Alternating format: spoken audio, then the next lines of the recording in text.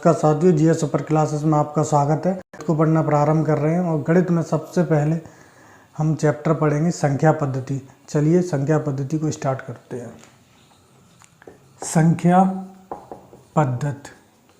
संख्या पद्धति में सबसे पहले हम प्राकृतिक संख्याओं को पढ़ेंगे कि प्राकृतिक संख्या क्या होती है। प्राकृतिक संख्या शून्य को छोड़कर सभी धनात्मक संख्याएं प्राकृतिक संख्याएं होती हैं, जैसे 1 2 3 4 5 6 डॉट डॉट डॉट अनंत तक। अगर अब आपसे कोई पूछ ले कि सबसे बड़ी प्राकृतिक संख्या क्या है, तो वो हो जाएगी आपकी अनंत। और आपसे सबसे छोटी प्राकृतिक संख्या पूछ ले, वो हो जाएगी आपकी 1। ठीक, जिन संख्याओं का व्यवहारिक रूप होता उन संख्याओं को प्राकृतिक संख्या कहते हैं। अब ये व्यवहारिक रूप क्या है? जैसे अगर हम आपको 1 रुपये दें तो 1 रुपये से आप दुकान से कोई ना कोई सामान ले आओगे, लेकिन अभी हम आपको 0 रुपये दें तो आप दुकान से कुछ नहीं ला पाओगे। कहने का मतलब है शून्य का अपना मान नहीं होता है। जब शून्य का अपना मान नहीं होता, इसी कारण से शून्य प्राकृतिक संख्याओं में नहीं गिना जाता है। इसके बाद हम पूर्ण संख्याओं को पढ़ेंगे कि पूर्ण संख्या। तो पूर्ण संख्या क्या है? तो जब प्राकृतिक संख्याओं में शून्य को शामिल कर लिया जाता है तो वह पूर्ण संख्याएं बन जाती हैं। कहने का मतलब ये 0 1 2 3 4 5 6 डॉट डॉट डॉट ये अनंत। तो सबसे छोटी पूर्ण संख्या पूछ ले तो शून्य है और सबसे बड़ी वो अनंत हो जाएगी। ठीक, इसके बाद हम विषम संख्याओं को पढ़ेंगे कि विषम संख्या क्या है। विषम संख्या वो होती हैं जो 2 से विभाजित नहीं होती हैं, वह संख्या विषम संख्या कहलाती हैं। जैसे जिस संख्या का अंतिम अंक 1 3 5 7 9 हो, इनमें से कोई सा अंतिम अंक मिल जाता है तो वह संख्या कैसी होगी? विषम होगी। तो देखते हैं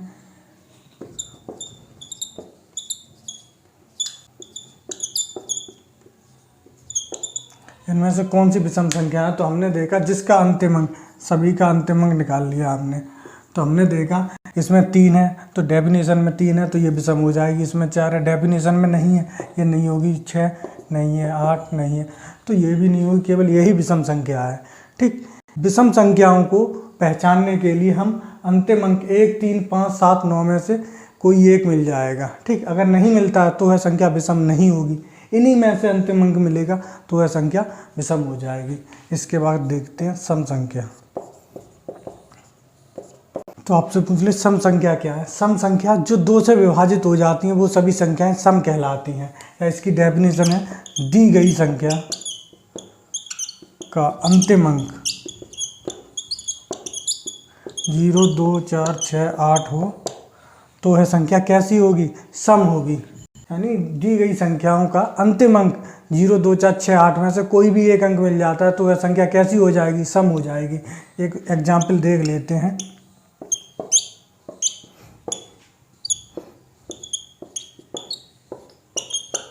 इनमें से कौन सी संख्या सम हो जाएगी? तो हमने देखा यहाँ 5 है, यहाँ 1 है, यहाँ 3 है, यहाँ 8 है।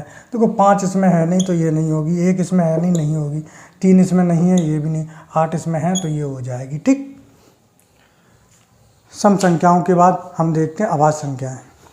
आपसे पूछ ले कि अभाज्य संख्याएं क्या होती हैं। अभाज्य संख्याएं, तो अभाज्य संख्या वे संख्या हैं जिनका केवल 2 और केवल 2 ही गुणनखंड होता है, वह संख्या अभाज्य कहलाती है। यानी गुणनखंड ना 2 से कम होगा ना गुणनखंड 2 से अधिक होगा, तो वह संख्या अभाज्य कहलाएंगी। जिन संख्याओं का केवल 2 और केवल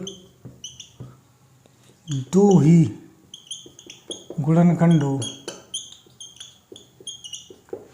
तो वह अभाज्य होगी।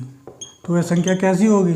अभाज्य होगी। जिन संख्याओं का केवल 2 और केवल 2 ही गुणनखंड होगा। इसका केवल का यहाँ पर मतलब है कि ना 2 से गुणनखंड कम होंगे और ना 2 से गुणनखंड अधिक होंगे, तो वह संख्या अभाज्य कहलाएगी। अब जो 2 गुणनखंड होंगे वो कौन से होंगे? जो 2 गुणनखंड हैं वो है एक तो 1 और एक स्वयं, यानी ऐसी संख्या जो केवल 1 और स्वयं से विभाजित होती है तो वह संख्या अभाज्य संख्या कहलाती है। ठीक, अभाज्य संख्याओं का कोई फार्मूला नहीं होता है। अभाज्य संख्याएं 100 तक आपको पता होनी चाहिए। चलिए 100 तक अभाज्य संख्याएं देखते हैं। तो 2, 3, 5, 7, 11, 13, 17, 19, 23, 29, 31, 37, 41, 43, 43 के बाद 47, 47 के बाद 53, 53 के बाद 59, 61, 67, 71, 71 के बाद 73, 79, 83 के बाद 89, 89 के बाद हमारा हो जाएगा 97। तो ये 1 से लेकर 100 तक अभाज्य संख्याएं हो गई। तो देख लेते हैं कि 1 से 100 तक में कितनी अभाज्य संख्याएं होती, कोई छूट तो नहीं देखते हैं। 1, 2, 3, 4, 5, 6, 7, 8, 9, 10, 11, 12, 13, 14, 15, 16, 17, 18, 19, 20, 21, 22, 23, 24, 25। 1 से 100 तक कितनी अभाज्य संख्याएं होगी आपसे पूछ लेता है, तो आप सीधा याद रखो 25 होंगी। 1 से 50 तक कितनी अभाज्य संख्याएं होंगी, आप सीधा याद रखो कि भाई 15 होंगी। ठीक, अब आपसे पूछ लेता है कि 50 से 100 तक कितनी होंगी अभाज्य संख्याएं, तो आप इसी में से घटा के लिख दो। भाई 100 तक में 25 है और 50 तक में 15, तो इसमें से घटा देंगे 10 हो जाएंगे। सिंपल सी बात है। अब आपसे पूछ ले कि सबसे छोटी अभाज्य संख्या कौन सी है, तो भाई सबसे छोटी अभाज्य संख्या, सबसे छोटी अभाज्य संख्या है हमारी 2। ऐसी कौन सी वो संख्या है जो सम होने के बावजूद भी अभाज्य है। वैसे कोई भी सम संख्या अभाज्य नहीं होती है, सिर्फ 2 को छोड़कर। एक 2 ही ऐसी है जो 2 सम होकर भी अभाज्य संख्या है। यानी कोई भी ऐसी सम संख्या नहीं है जो अभाज्य होती है, केवल 2 को छोड़कर। ठीक, अब आपसे पूछ ले एक अभाज्य संख्या क्यों नहीं है, तो एक इस कारण से नहीं है कि हमने डेफिनेशन में लिखा है कि केवल 2 और केवल 2 ही गुणनखंड हो। यानी इसका मतलब है 2 गुणनखंड से ना कम हो ना अधिक हो, तो वह संख्या कैसी होगी, अभाज्य संख्या कहलाएगी। जैसे अब हम 1 को प्रूव कर रहे हैं, 1 क्यों नहीं है, तो 1 का तो गुणनखंड 1 ही हो रहा है। जब 1 का गुणनखंड 1 ही हो रहा है, जबकि हमको अभाज्य के लिए कितने गुणनखंड चाहिए, 2 चाहिए, ना 2 से कम चाहिए ना अधिक चाहिए। अब देखा हमने 1 तो नहीं है हमारी, क्योंकि इसका 1 ही गुणनखंड है। अब हम देख रहे हैं कि ये 8 है, क्या अभाज्य संख्या है, तो हमने इसके गुणनखंड कर लिए, इसका 1, इसका 2, इसका 4, इसका 8। भाई इसके तो गुणनखंड 2 से अधिक हो गए, तो ये भी अभाज्य संख्या नहीं होगी, ये भी नहीं होगी। कहने का मतलब है कि गुणनखंड 2 ही हो, ना 2 से अधिक हो ना 2 से ज़्यादा हो। ठीक, सबसे छोटी विषम अभाज्य संख्या कौन सी है, तो सबसे छोटी ये है। सबसे छोटी विषम अभाज्य संख्या कितनी हो जाएगी, 3 हो जाएगी। अगर आपसे सबसे छोटी अभाज्य संख्या पूछता है तो 2 हो जाएगी। अगर आपसे पूछे कि सबसे छोटी विषम अभाज्य संख्या, तो भाई 2 तो विषम नहीं है, विषम तो 3 ही है, तो विषम अभाज्य संख्या तो हमारी 3 हो जाएगी। ठीक, इसके बाद हम पढ़ते हैं भाज्य संख्याएं। भाज्य संख्या क्या होती हैं, तो अभाज्य के लिए हमने पढ़ा था जिस संख्या के केवल 2 और केवल 2 ही गुणनखंड हो। कहने का मतलब 2 से अधिक ना 2 से कम गुणनखंड होते हैं, तो वह संख्या क्या कहलाती है, अभाज्य कहलाती है। लेकिन भाज्य का क्या है, जिस संख्या के 2 से अधिक गुणनखंड हो, गुणनखंड हो, तो वह भाज्य कहलाती है।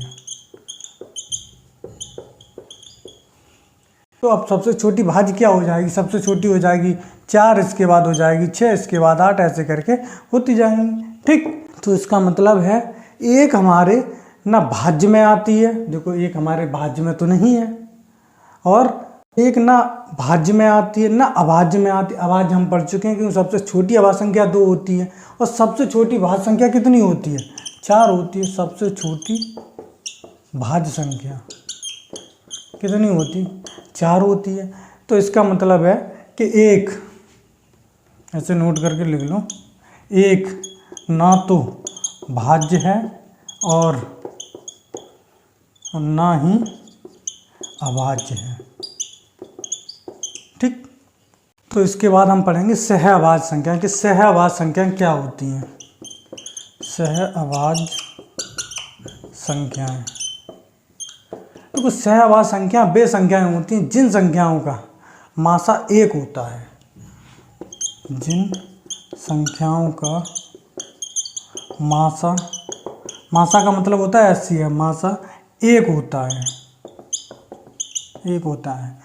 तो जिन संख्याओं का मासा 1 होता है तो वह संख्याएं कैसी होंगी, सहअवाज होंगी। कहीं देखो इस प्रकार से दे दिया है 3 और 8, ये कैसी संख्याएं हैं आपसे पूछ लेगा। तो हमने 3 और 8 का एक तो तरीका ये है, 3 और 8 का मासा लिया वो 1 ही हो जाएगा। जब मासा 1 हो जाएगा तो ये सहअवाज संख्याएं हो जाएंगी। लेकिन एक दूसरा तरीका है, इससे सोच सकते हैं हम ऐसी संख्याएं जो आपस में नहीं विभाजित करती हैं। देखो 3 से ना तो 8 विभाजित हो रहे हैं, ना 8 से 3 विभाजित हो रहे हैं, ना कोई एक ऐसी संख्या है जो इन दोनों को लाके विभाजित कर दे रही है। ठीक, तो ये कैसी संख्या हो जाएंगी, सहअवाज हो जाएंगी। अगर आपसे पूछ ले 4 और 8 ये सहअवाज हैं, तो देखो 4 से 8 ही कट जा रहा है, तो ये सहअवाज नहीं होंगी। इसके बाद आपसे पूछ ले 9 और 15, क्या ये सहअवाज हैं। देखो 9 से 15 तो डिवाइड नहीं हो रहा है ना, 15 से 9 डिवाइड हो रहा है, लेकिन एक ऐसी संख्या आ रही है जो 3 तिर को 9 भी कर दे रही है, तुझे 15 भी कर दे रही। तो कहने का मतलब इस 3 ने 9 को भी डिवाइड कर दिया और 15 को भी डिवाइड कर दिया। तो एक कोई भी ऐसी संख्या भी नहीं होनी चाहिए कि जिससे दोनों संख्याएं या 3 जितनी भी संख्याएं दी हैं वो विभाजित हो जाएं। तो सिंपल सी बात है कि ऐसी संख्याएं जो केवल 1 से विभाजित हों, जो संख्याएं केवल 1 से विभाजित होती हैं तो वह संख्याएं कैसी कहलाती हैं, सहअवाज संख्याएं कहलाती हैं। ठीक, तो कोई इसमें केवल 1 से ही विभाजित हो रही हैं, ये हालांकि 3 से हो गई, ये सहअवाज नहीं है। तो जो संख्याएं केवल 1 से विभाजित होती हैं, इनके अलावा किसी से विभाजित नहीं होती हैं, तो वो संख्याएं सहअवाज संख्याएं कहलाती हैं। ठीक, इसके बाद हम विभक्ति के नियम पढ़ते हैं। तो विभक्ति के नियम, तो देखो 2 से विभक्त का जो नियम है वो ये है कि दी गई संख्या का अंतिम अंक 0, 2, 4, 6, 8 हो, यानी दी गई संख्या का अंतिम अंक क्या हो, 0, 2, 4, 6, 8 हो। इनमें से कोई सा भी अंतिम अंक मिल जाता है तो वह संख्या 2 से पूर्ण रूप से विभाजित हो जाएगी। ठीक, अब एक एग्जाम्पल देख ले रहे हैं। एक एग्जाम्पल 5, 4, 3, तो इनमें से कौन सी संख्या है जो 2 से विभाजित हो जाएगी। तो हमने पीछे का अंक सभी का निकाल लिया। इसमें 3 है, ये नहीं होगी। इसमें 6 है, ये हो जाएगी। इसमें 1 है, ये नहीं होगी। यानी पीछे का अंक 0, 2, 4, 6, 8 में से कोई सा भी मिल जाता है तो वह 2 से विभाजित हो जाएगी। कहने का मतलब है कि हर सम संख्या 2 से विभाजित होती है। इसके बाद हम पढ़ेंगे 3 से विभक्ति का नियम। तो 3 से विभक्ति का नियम है कि दी गई संख्याओं में अंकों का योग यदि 3 के पहाड़े में आता हो तो वह संख्या कैसी होगी, 3 से पूर्ण रूप से विभाजित होगी। चलिए देखते हैं कि एग्जाम्पल, जैसे 549 संख्या 3 से विभाजित होगी या नहीं होगी। तो देख रहे हैं दी गई संख्याओं में अंकों का योग यह 3 के पहाड़े में आता है। 5, 4, 9, 9, 18 भाई 3 के पहाड़े में आता है। जब 18 3 के पहाड़े में आता है तो नियम के अनुसार ये संख्या विभाजित हो जानी चाहिए। लेकिन हम इसको प्रूव कर रहे हैं, प्रूव करेंगे 18 3 54 3 3 9 हो गया सीधा। तो कहने का मतलब नियम हमारा सही है। तो कहीं एक संख्या इस प्रकार से दे दी जाए कि 9, उसके बाद 1, 8, 9, 1, ये संख्या 3 से विभाजित हो जाएगी कि नहीं। तो हम देखेंगे इसको नियम लगा के 8 4 12 12 5 17 17 9 26 26 और 9 हमारा हो जाएगा 35 35 और 10 हो जाएगा 45 45 हमारे 3 के पहाड़े में आते हैं। अब कन्फ्यूजन में 45 3 के पहाड़े में आते हैं या नहीं, हमको तो अभी तक यही पढ़ाया गया कि 3 का पहाड़ा 30 तक समाप्त हो जाता है। लेकिन नहीं, 3 का पहाड़ा किसी का भी पहाड़ा सही समाप्त नहीं होता है, वो अनंत तक चलता रहता है। क्यों, पहाड़ा एक गुणज का रूप होता है। जब पहाड़ा गुणज का रूप होता है तो गुणज कभी भी समाप्त नहीं होता है। तो ये मत सोचना कि इसका योग तो 45 आ गया, 45 3 के पहाड़े में नहीं आता है। तो यहाँ पहाड़े का मतलब है गुणज से है। ठीक, तो भाई 45 3 के पहाड़े में आते हैं, जब 45 3 के पहाड़े में आते हैं तो यह संख्या भी पूर्ण रूप से डिवाइड हो जाएगी। ठीक, इसके बाद हम 4 से विभक्ति का नियम पढ़ते हैं। 4 से विभक्त का नियम, 4 से विभक्ति का नियम है वो ये है कि दी गई संख्या में अंतिम 2 अंकों से बनी संख्या 4 के पहाड़े में आती हो तो वह संख्या क्या है कि वह 4 से विभक्त हो जाएगी। सपोज देख लेते हैं कि 2 5 6, ये संख्या के एग्जाम्पल देख रहे हैं 256। 256 क्या 4 से विभक्त होगी? तो हमने क्या देखा था कि डेफिनेशन के साथ अंतिम 2 अंकों से बनी संख्या, अंतिम 2 अंकों से कितनी बनी? 56। 56 4 के पहाड़े में आते हैं क्योंकि 56 4 से काटेंगे 14 बार में कट जाएंगे, तो ये संख्या कैसी होगी? 4 से पूर्ण रूप से विभक्त हो जाएगी। एक और देख ले रहे हैं, क्या ये संख्या 4 से विभक्त होगी? हमने देखा पीछे से 2 अंकों से बनी संख्या कितनी है? 12। 12 4 के पहाड़े में आते हैं तो ये भी कट जाएगी। ठीक, चलिए इसके बाद हम 5 से विभक्ति का नियम पढ़ते हैं। तो 4 के बाद हम 5 से विभक्ति का नियम देखेंगे। 5 से विभक्त का नियम, जो 5 से विभक्ति का नियम है कि जिस संख्या का अंतिम अंक क्या हो, 0 या 5 हो, तो वह संख्या कैसी होगी? 5 से पूर्ण रूप से विभक्त होगी। एक देख लेते हैं, एक ले लिया छोटा सा एग्जाम्पल 45। 45 में पीछे का अंक कितना मिल गया? 5, तो यह संख्या 5 से भी पूर्ण रूप से विभक्त हो जाएगी। तो 5 में 45 होता है, तो आपको पता है। तो एक और एग्जाम्पल देख लेते हैं, जैसे हमने ले लिया 140। क्या 140 5 से विभक्त होगी? नियम तो हमारा यही कहता है कि पीछे का अंक 0 हो या 5 हो तो हमारी 5 से पूर्ण रूप से विभक्त हो जाएगी। तो देखते हैं, तो 5 से 140 को डिवाइड करेंगे तो 28 बार चला जाएगा क्योंकि 28 5 140 होता है। तो 5 का नियम हमारा सही है। इसके बाद हम 6 से विभक्ति का नियम देख रहे हैं। 6 से विभक्ति का नियम, 6 से विभक्ति का नियम है, जैसे दी गई संख्या यदि 2 और 3 दोनों से विभक्त हो तो वह 6 से पूर्ण रूप से विभक्त होगी।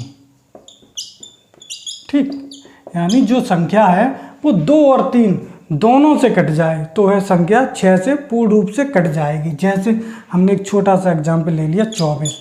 अब 24 को हम 6 से डिवाइड करने से पहले हमको नियम किसका लगाना पड़ेगा? 2 का और 3 का। अगर ये 2 और 3 दोनों से विभक्त हो जाएगी तो 6 से भी विभक्त हो जाएगी। तो हमने इसमें 2 और 3 का नियम लगाएंगे। 2 का नियम क्या कहता है? 2 का नियम कहता है कि जिस संख्या का अंतिम अंक 0 2 4 6 8 हो, 0 2 4 6 8 हो तो वह संख्या कैसी होगी? 2 से पूर्ण रूप से विभक्त हो जाएगी। इसमें हमको कितना मिल गया? इसमें से 4 मिल गया, तो 2 से तो कट रही है। फिर हम जब 2 से कट रही है तो 3 से भी देखेंगे।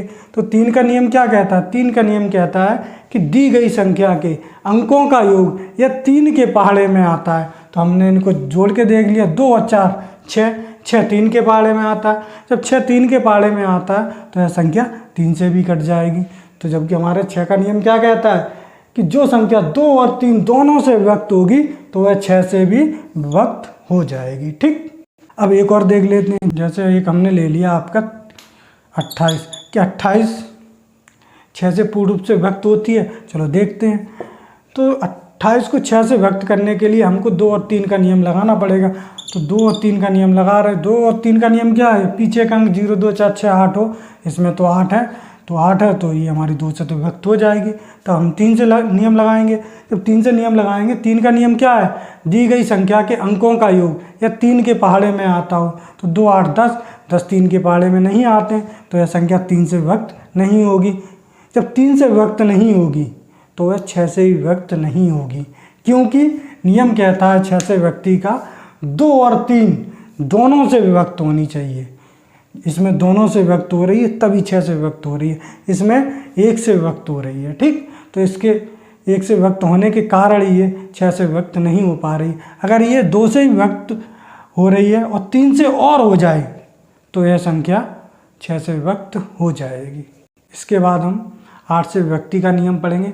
7 से विभक्ति का नियम इस वजह से नहीं पढ़ रहे कि नियम फॉलो करने के बाद भी उसको विभक्त करने उतना ही कठिन होता है जितना नियम ना लगाने से होता है। तो उससे बेहतर है कि हम बिना नियम के ही उसको विभक्त कर लें। तो हम 8 का नियम पढ़ेंगे। ठीक, जो 8 से विभक्ति का नियम है,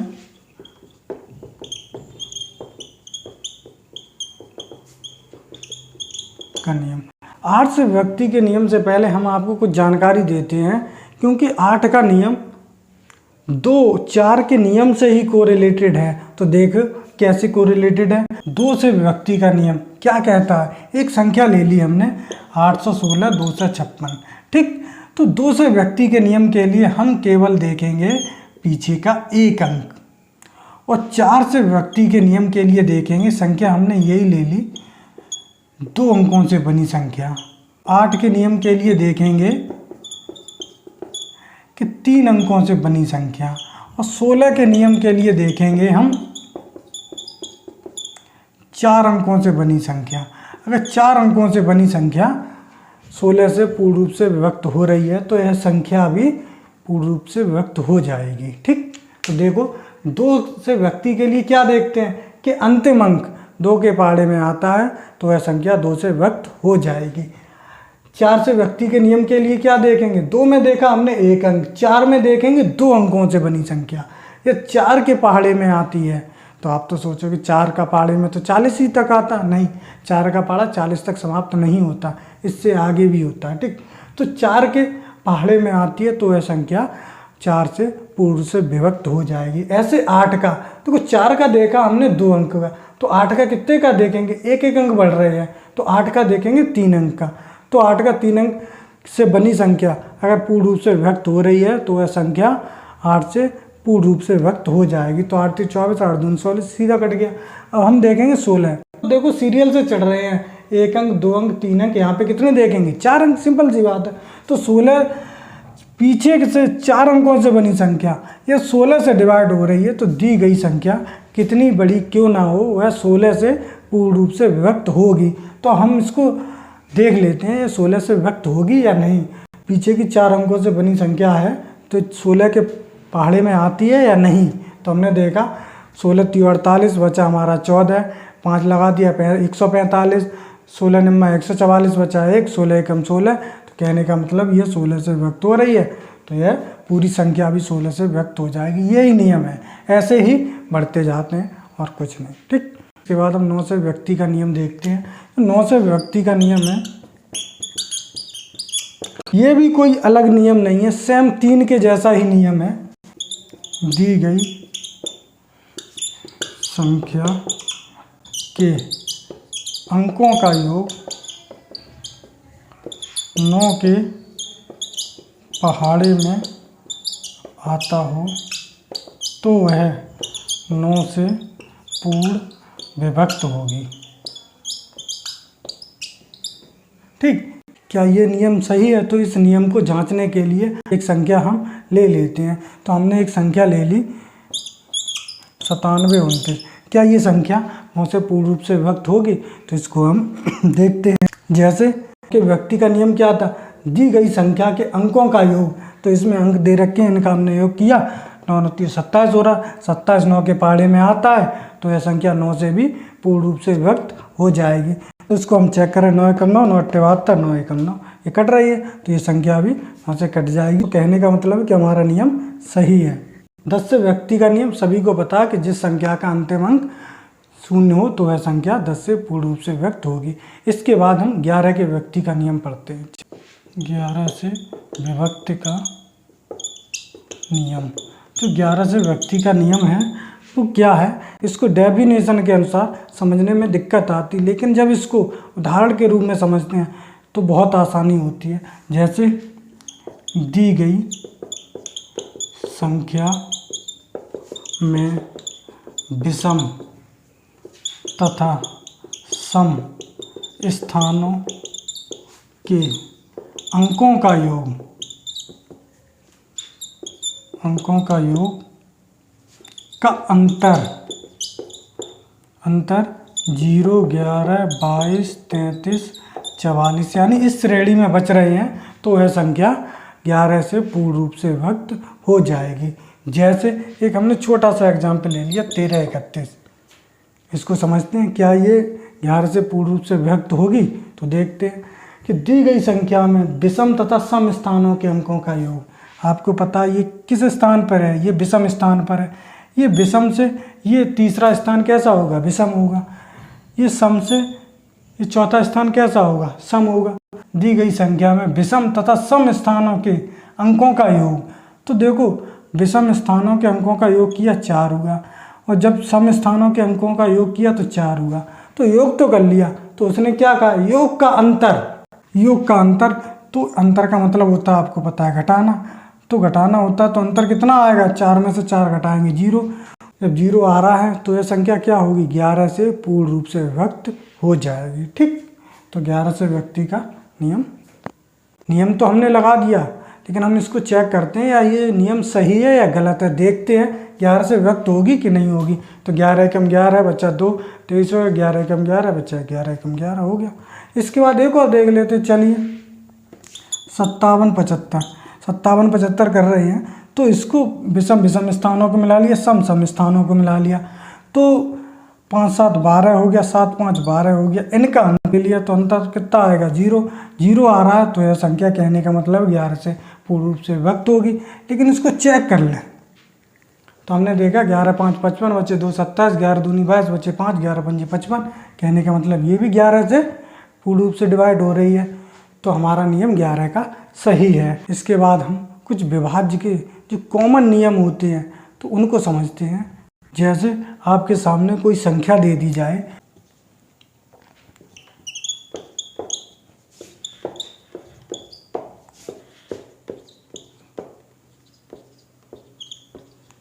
कि इनमें से कौन सी संख्याएं 15 से विभक्त हो जाएंगी। तो इनमें से कौन सी संख्याएं हैं जो 15 से विभक्त होंगी? तो चलिए देखते हैं। विभक्त करेंगे तो 15 का नियम तो हमने पढ़ा नहीं है। जब पढ़ा नहीं है तो 15 को हम इसके सहभाज्य गुणनखंड में तोड़ेंगे। तो इसके जो सहभाज्य गुणनखंड होंगे वो 3 गुणा 5 होंगे, क्योंकि 5 दियो 15 होता है। जो संख्या 15 के सहभाज्य गुणनखंडों से कट जाएगी तो वह संख्या 15 से भी पूर्ण रूप से विभक्त हो जाएगी। 3 का और 5 का नियम पढ़ चुके हैं तो हमको ये नियम लगाने में आसानी होगी। तो सबसे पहले हमने 3 का नियम लगाया। 3 का नियम क्या था? दी गई संख्या के अंकों का योग। हमने योग कर लिया, 7, 4, 11, 11, 8, 19, 19 और 5, 24। 24 3 के पहाड़े में आते हैं। जब 24 3 के पहाड़े में आते हैं, 3 से तो ये संख्या कट रही है। जब 3 से कट रही तो अब हम नियम लगाएंगे 5 का। 5 का नियम क्या कहता है कि जिस संख्या का अंतिम अंक 0 या 5 हो तो वह संख्या 5 से विभक्त होगी। तो लेकिन यहाँ हमको मिल गया 5। जब 5 मिल गया तो 5 से भी पूर्ण रूप से विभक्त हो जाएगी। जब यह संख्या दोनों से विभक्त हो, 3 से भी 5 से, तो 15 से ऑटोमेटिक विभक्त हो जाएगी। ठीक, अब हम इसको देखेंगे। देखो ये हमारी विभक्त हो रही है। ठीक, ये 15 से कट जाएगी। इसके बाद हम देखेंगे 85, 43 संख्या है क्या 15 से विभक्त हो रही है? तो 15 के लिए 3 और 5 का नियम लगाएंगे। तो हमने देखा 8, 5, 13, 13 और 7 20। 20 तो हमारे 3 के पहाड़े में नहीं आते हैं, तो ये तो नहीं कटी। और देखो अंतिम अंक भी 0 या 5 नहीं है, तो इससे भी नहीं कट रही, यानी ये किसी से नहीं कट रही। अब हम इसको देखते हैं। 3 से ही नियम लगाएंगे। 8, 4, 12, 12 और 10 22, यानी 22 भी 3 के पहाड़े में नहीं आते। तो केवल एक रूल्स लगा के भी हम छोड़ सकते हैं उसको एग्जाम हॉल में। हम दोनों लगाएंगे तो हमारा समय बर्बाद होगा। जब 3 से नहीं कटेगी तो 15 से कभी भी नहीं कट सकती वो संख्या। ठीक, तो हम इतना ही लगा के छोड़ देंगे। हमें पता चल गया ये 15 से नहीं डिवाइड होगी।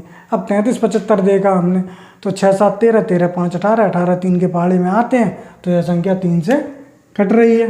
अब हमने देखा 5 का, तो भाई नियम क्या कहता है 5 का? पीछे का अंक 0 या 5 हो तो यह संख्या 5 से डिवाइड होगी। पीछे का अंक मिल गया हमको 5, जब 5 मिल गया तो वह संख्या क्या होगी भाई? 5 से भी डिवाइड हो जाएगी। तो जब 3 और 5 दोनों से डिवाइड हो रही तो यह संख्या कितनी क्या होगी? 15 से भी डिवाइड हो जाएगी। तो अब आप समझ लो, ऐसे तो हम हर किसी का नहीं पढ़ सकते। इन संख्याओं को हम ये देखते हैं कि 24 से कौन सी संख्या विभाजित होगी। तो 24 के हम सहअवाज गुणनखंड करेंगे। इसके सहअवाज गुणनखंड क्या हो जाएंगे, 3 गुणा 8। आप समझ रहे हो 42 कि ये संख्या 42 से कट रही है, तो 42 के सहअवाज गुणनखंड करेंगे 6 7। 45 के हम करेंगे 5 गुणा 9। आप समझ रहे हो, जब भी हमको बड़ी संख्या दे दी जाए कि इससे विभक्त हो जाएगी या नहीं, तो हम उस संख्या के सहअवाज गुणनखंड करके देखते हैं। ठीक, तो आज हमने संख्या पद्धति में संख्याओं से परिचय किया तथा विभक्ति के नियम को पढ़ा। अगर वीडियो अच्छी लगी हो तो लाइक तथा शेयर करें और चैनल को सब्सक्राइब करें। धन्यवाद।